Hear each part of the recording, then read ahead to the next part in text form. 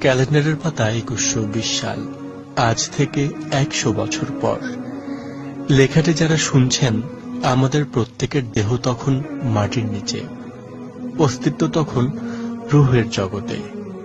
দেখছি আমাদের তাকদীর, আমি জান্নাতি না জাহান্নামী।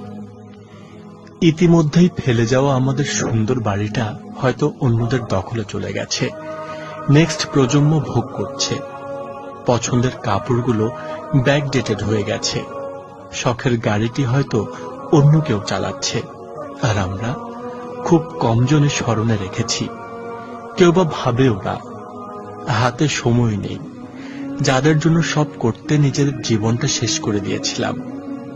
আচ্ছা, ব্যস্ততার জীবনে আপনার দাদার দাদাকে কতবার স্মরণ করেন?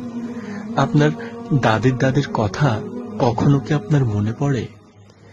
পৃথিবীর বুকে আজকের এই বেঁচে থাকা, যার জন্য এত হইচই, এত মায়া কান্না, গত হওয়া অসংখ্য প্রজন্মকে টপকে আমরা এই জীবন লাভ করেছি, তেমনি ভাবে আগামীতে অসংখ্য প্রজন্মের ভিড়ে হারিয়ে যাবে এই জীবন। যত প্রজন্ম আসছে আর যাচ্ছে, দুনিয়াকে বিদায় জানাবার, দায়িত্ব ক্ষমতা অন্যের হাতে অর্পণ করবার, কিংবা কারো ইচ্ছা অপূর্ণ রেখে যাবার পূর্বে খুব কম জনই সময় পায় ফেলে যাওয়া জীবনটা একটু ফিরে দেখবার।